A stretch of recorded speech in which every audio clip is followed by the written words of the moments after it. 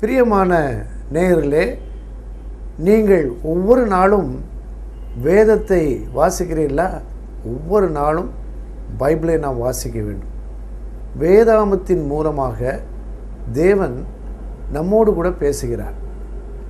தேவனுடைய வார்த்தை என்று அழைக்கப்படும் வேதாகமம் ஆவிக்குரிய ஆகாரமாக இருக்கிறது அல்லது ஆன்மீக உணவாக இருக்கிறது. நீங்கள் ஒருவேளை வேதாகமத்தை தினசரி வாசிக்கலாம். வேதாகமத்தில் அங்கும் இங்குமாக பக்கங்களை எடுத்து சில வசனங்களை அல்லது 1-2 அதிகாரங்களை வாசிக்கலாம். ஆனால் அதைவிட சிறந்த முறை வரிசையாக ஒவ்வொரு அதிகாரமாக வாசிப்பது நல்லது.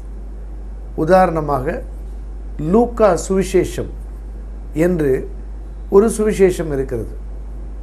புதிய ஏற்பாட்டில் முதல் 4 புத்தகங்கள் சுவிசேஷங்கள் என்று அழைக்கப்படுகின்றன. சுவிசேஷங்கள் அல்லது நற்செய்தி நூல்கள் ஆண்டவராகிய இயேசு கிறிஸ்துவின் வாழ்க்கையில் நடைபெற்ற சம்பவங்களையும் உரையாடல்களையும் அவர் கொடுத்த உபதேசங்களையும் எடுத்து காட்டுகின்றன. மத்தேயு, மார்க்கு, லூக்கா, யோவான் இந்த 4 சுவிசேஷங்களிலே லூக்கா சுவிசேஷம் அதிகமாக ஆண்டவராய் இயேசு கிறிஸ்துவின் பிறப்பிலிருந்து அவருடைய சிலுவை பாடுகள், மரணம், 3ஆம் நாள் அவர் உயிரோடு எழும்பினது, பின் பரலோகத்திற்கு எடுத்துக்கொள்ளப்பட்டதை விளக்கமாக நமக்கு எடுத்து தருகிறது.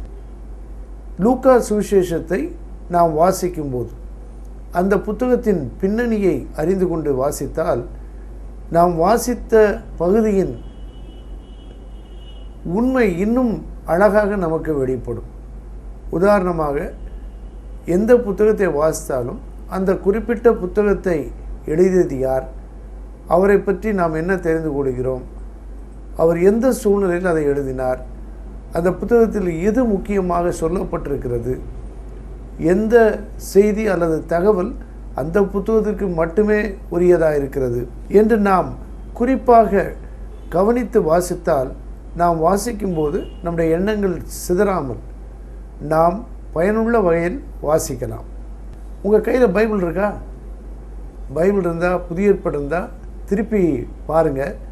75ஆம் பக்கம் எடுத்துங்க. 75ஆம் பக்கத்தில் தான் லூக்கா சுவிசேஷம் ஆரம்பிக்கிறது. லூக்கா சுவிசேஷம் கீழே லூக்கா எழுதின சுவிசேஷம் என்று தலைப்பிலே ஆரம்பிக்கிறது. இந்த லூக்கா என்பவர் கிரேக்க நாட்டைச் சேர்ந்த ஒரு மருத்துவர் ஆவார். வேத புத்தகங்கள் எழுதப்பட்ட போது முக்கியமாக புதிய ஏற்பாட்டு புத்தகங்கள் கிரேக்க மொழியில் எழுதப்பட்டன. லூக்கா ஒரு கிரேக்கர், அவர் மருத்துவர். அவர் பவுல் அப்போஸ்தலனோடு மிஷனரி பிரயாணங்களில் உடன் சென்றவர். அவர் ஆண்டவராய் இயேசு கிறிஸ்துவை பற்றியும் ஆண்டவராய் இயேசு கிறிஸ்துவின் காலத்துக்கு பிறகு ஆதி திருச்சபை வரலாற்றில் சுமார் 30 ஆண்டுகளுக்கு நடந்த நிகழ்வுகளை பற்றியும் தேயோப்பிலு என்ற தன்னுடைய நண்பருக்கு எழுதினது தான் லூக்கா சுவிசேஷம் என்ற புத்தகமும் அப்போஸ்தலர் நடபடிகள் என்ற புத்தகமும். எப்படி இது நமக்கு தெரியும்? லூக்கா சுவிசேஷம் 1ஆம் அதிகாரம் 1 வசனத்தை பாருங்கள். மகா கனம் பொருந்திய தேயோப்பிலுவே, நாங்கள் முழு நிச்சயமாய் நம்புகிற சங்கதிகளை என்று ஆரம்பிக்கிறது. அப்போஸ்தலர் 1ஆம் அதிகாரத்தை நீங்கள் பார்ப்பீர்கள் என்றால் அதிலும் தேயோப்பிலுவே என்ற வார்த்தை வருகிறதை நீங்கள் பார்க்கலாம். தேயோப்பிலு என்றால் என்ன பொருள், லூக்கா என்றால் என்ன பொருள் என்று நாம் பார்க்க போகிறோம். லூக்கா என்றால் ஆங்கிலத்தில் லூமினஸ், பிரைட், அதாவது பிரகாசம் என்று பொருள். தேயோப்பிலு என்றால், தேயோ என்றால் ஆங்கிலத்திலே தியோ, பிலு என்று தமிழிலே மொழிபெயர்த்திருக்கிறார்கள் ஃபிலோஸ். தியோஃபிலஸ் என்றால் தேவனுக்கு பிரியமானவர் அல்லது ஃப்ரெண்ட் ஆஃப் காட், தேவனுடைய நண்பர், தேவனை விரும்புகிறவர் என்ற பொருள்.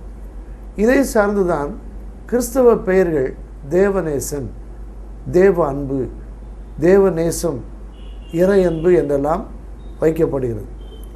இப்போ ஏன் இதெல்லாம் நம்ம பார்க்குறோன்னா, ஒரு மனிதன் லூக்கா இன்னும் ஒரே ஒருத்தருக்கு ஆண்டவராய் இயேசு கிறிஸ்துவை பற்றி விளக்கமாக அலசி ஆராய்ந்து தெளிவாக அவர் படிப்பதற்காக மட்டுமே இந்த 2 புத்தகங்களையும் எழுதினார்.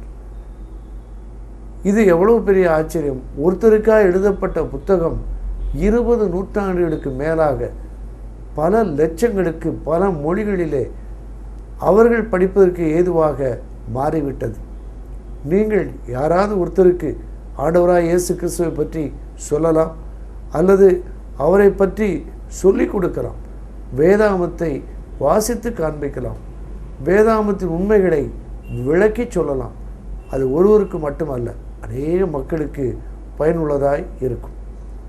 இப்போ லூக்கா சுவிசேஷத்தில் நம்ம பார்க்கும்போது சில தகவல்களை தெரிந்திருப்பது நல்லது. லூக்கா சுவிசேஷம் ஆண்டவராகிய இயேசு கிறிஸ்துவை மனுஷகுமாரன் என்ற அந்த கோணத்தில், அந்த அடிப்படையில் எடுத்து சொல்கிறது. லூக்கா எழுதும்போது இயேசு மனதுருக்கம் நிறைந்தவராய், இரக்கமுள்ளவராய், மனித உணர்வுகளை புரிந்து கொண்டவராய் செயல்பட்டதாக நாம் பார்க்கிறோம். 4 சுவிசேஷங்களும் ஒவ்வொரு சுவிசேஷமும் ஒரு வித்தியாசமான கண்ணோட்டத்தில் ஆண்டவராய் இயேசுவை சித்தரித்து காண்பிக்கின்றன. அதாவது போர்ட்ரே அப்படின்னு சொல்கிறது, போர்ட்ரேட்னு சொல்கிறாங்க. மத்தேயு இயேசு கிறிஸ்துவை யூதருடைய ராஜாவாக அவர் சித்தரித்து காண்பிக்கிறார். மார்க்கு ஆண்டவராய் இயேசுவை பணியாளனாக, இறை பணியாளனாக அல்லது தேவனுடைய ஊழியக்காரராக விளக்கி எழுதுகிறார். லூக்கா ஆண்டவராய் இயேசு கிறிஸ்துவை மனுஷகுமாரனாக சித்தரித்து காட்டுகிறார். இவர்கள் 3 பேரும் எழுதின காலத்திற்கு பிறகு, சுமார் 50 ஆண்டுகளுக்கு பிறகு, யோவான் இயேசு கிறிஸ்துவை தேவகுமாரன் என்ற கண்ணோட்டத்திலே எழுதியிருக்கிறார். நீங்கள் லூக்கா சுவிசேஷத்தை படிக்கும்போது சில முக்கிய வார்த்தைகள் எங்கெல்லாம் வருகிறது என்று பார்க்க வேண்டும். எப்பொழுதுமே வேதாகமத்தை படிக்கும்போது ஒரு தடவைக்கு மேலே ஒரு வார்த்தை வந்தால் அல்லது ஒரு வாக்கியம் வந்தால் அதை கவனமாக குறித்து அதை எந்த சூழ்நிலையில் எழுதியிருக்கிறார் என்று பார்த்தால் அந்த வார்த்தை எந்த சூழ்நிலையில் எந்த பொருளில் எழுதப்பட்டது என்று நமக்கு தெரியும். உதாரணமாக லூக்கா சுவிசேஷத்தின் திறவுகோல் வசனம், லூக்கா எழுதின சுவிசேஷம் 19ஆம் அதிகாரம் 10ஆம் வசனம். சகேவை ஆண்டவராகிய இயேசு கிறிஸ்து சந்தித்த அந்த சமயத்திலே ஆண்டவராகிய இயேசுதாமே சொன்ன வார்த்தை தான், இழந்து போனதை தேடவும் இரட்சிக்கவுமே மனுஷகுமாரன் வந்திருக்கிறார். தன்னை பற்றியே இயேசு சொல்கிறார். இழந்து போனதை, காணாமற் போனதை, கெட்டு போனதை தேட ஆண்டவராய் இயேசு காப்பாற்ற மனுஷகுமாரன் வந்திருக்கிறார் என்று எழுதியிருக்கிறார். மனுஷகுமாரன் என்ற வார்த்தை லூக்கா சுவிசேஷத்தில் எங்கெல்லாம் வருகிறது என்று நீங்கள் வாசிக்கலாம். நீங்கள் எப்படி பைபிள் வாசிக்கிறீங்கன்னு தெரில, தொடர்ச்சியாக வாசித்தா ரொம்ப நல்லது. ஒரு நாளைக்கு ஒரு அதிகாரம், குறைந்தபட்சம் ஒரு அதிகாரமாக வாசிக்கலாம். ஒவ்வொரு நாளும் காலையில் ஒரு அதிகாரத்தை வாசித்து விட்டு அதே அதிகாரத்தை இரவிலும் வாசிக்கலாம். வேதாகமத்தை வாசிப்பதில் பல வித்தியாசமான முறைகள் இருக்கின்றன. அவைகளை நீங்கள் கற்றுக்கொண்டால் நீங்கள் தனியாக வேதம் வாசிக்கும்போது கருத்தோடும் கவனத்தோடும் பயனுள்ள வகையிலும் நீங்கள் வாசிக்க முடியும். இதை வலியுறுத்தவும் இதை கற்றுக் கொடுக்கவும் தான் இந்த நிகழ்ச்சி தயாரிக்கப்படுகிறது. இப்போ லூக்கா சுவிசேஷத்தை பார்த்தீங்கன்னா ஒவ்வொரு அதிகாரமுமே நீளமான அல்லது பெரிய அதிகாரமாக இருக்கிறத பார்க்கலாம். குறைந்தபட்சம் 35லிருந்து 45 வசனம் வரை சராசரியாக ஒவ்வொரு அதிகாரத்தில் இருக்கிறது. சொல்லப்போனால் 3 சுவிசேஷங்களிலும் நீளமான அல்லது பெரிய புத்தகம் லூக்கா சுவிசேஷம் தான். லூக்கா சுவிசேஷம் தான் ஆண்டவராய் இயேசு கிறிஸ்துவின் பிறப்பிலிருந்து அவருடைய வாழ்க்கையில் நடைபெற்ற முக்கியமான சம்பவங்கள், அற்புதங்கள், அவர் செய்த அற்புதங்கள், அவர் கொடுத்த போதனைகள், அவருடைய சிலுவை பாடு, மரணம், அவருடைய உயிர்த்தெழுதல், அவர் பரம்பேறி சென்றது, இவை எல்லாவற்றையும் எல்லாமே சேர்த்து கொடுக்கிறது. ஆகவே லூக்கா சுவிசேஷத்தை நீங்கள் அடிக்கடி வாசிக்கலாம். ஒரு நாளைக்கு ஒரு அதிகாரம் வாசிக்கும்போது எப்படி வாசிக்கலாம்? அதை எந்த அதிகாரத்தை வாசிக்கிறீங்களோ அந்த அதிகாரத்தை முதல்ல பாருங்கள், மேலோட்டமாக பாருங்கள். அப்புறம் ஒரு சின்ன ஜெபம் பண்ணுங்கள். நான் அந்த ஜெபம் நான் சொல்லித்தரேன். என்ன ஜெபம்னா, ஆண்டவராய் இயேசுவே, நீர் கொடுத்துருக்கிற வேத புத்தகத்துக்காக நன்றி சொல்கிறோம். நீங்கள் கொடுத்துருக்கிற வசனங்களை பார்க்கும்போது அதில் உள்ள அதிசயங்களை பார்க்க எங்கள் கண்களை திறந்துள்ளும். உமது வார்த்தையை நாங்கள் வாசிக்கும்போது உங்கள் சத்தத்தை கேட்க எங்களுக்கு உதவி செய்யும். உமது வசனத்தின் சத்தியத்தை விளங்கி கொள்ள எங்கள் மனதை திறந்துள்ளும். உமது சத்தியத்தின்படி நடக்க, வாழ்க்கையிலே கடைபிடிக்க எங்களுக்கு கிருபை தாரும். இந்த சின்ன ஜெபத்தை இதை பாருங்கள், ஸ்க்ரீனில் வருது பார்த்தீங்கன்னா. நன்றி.